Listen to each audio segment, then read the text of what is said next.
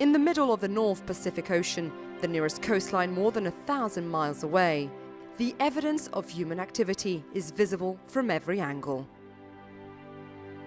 This is the Great Pacific Garbage Patch, a swirling soup of man-made litter. And the solution to cleaning it up is the brainchild of 22-year-old Dutch inventor Boyan Slat.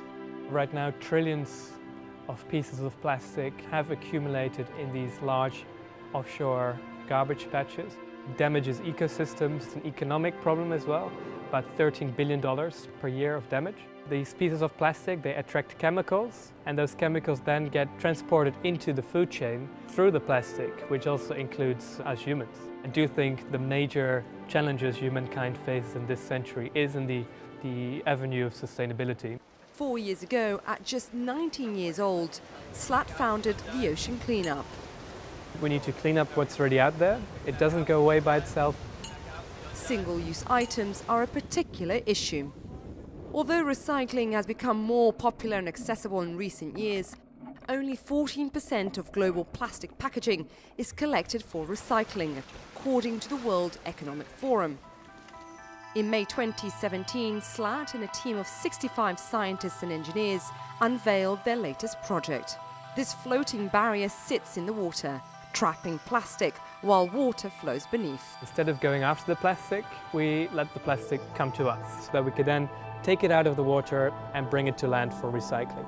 These lessons were learned after the first model spent 2 months in the North Sea back in 2016 with rather mixed results. The major innovation that we're presenting today is that instead of fixing these cleanup systems to the seabed, which is pretty hard and expensive because it's 4.5 kilometers deep, we actually let them drift. And because we want them to rotate sort of in the direction the current is coming from, they have to be smaller. Instead of having one massive structure, 100 kilometers in length, we actually now have many smaller systems, so about 50 units of maybe about 1 to 2 kilometers in length.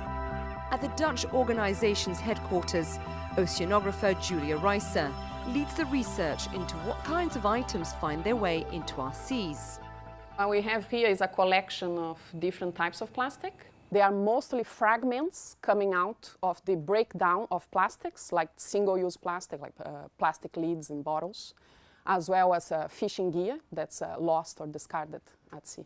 Experts are predicting that in a few decades we might have more plastic than fish in our oceans. In some areas of the ocean, that's already the case. For instance, on the Great Pacific Garbage Patch, when we put our trawls in the water, we got more plastic than fish. Plastic breaks down into tiny particles like these, called microplastics. Fish, birds and other sea life mistake them for food. Those animals are then eaten by humans, and the effect on our food chain is not yet clear. We must defuse this ticking time bomb.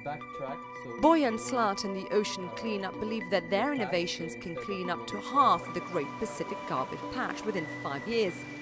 That's twice as quick as their previous estimate. And thanks to this improvement, we will also be able to start the cleanup within 12 months instead of waiting for 2020.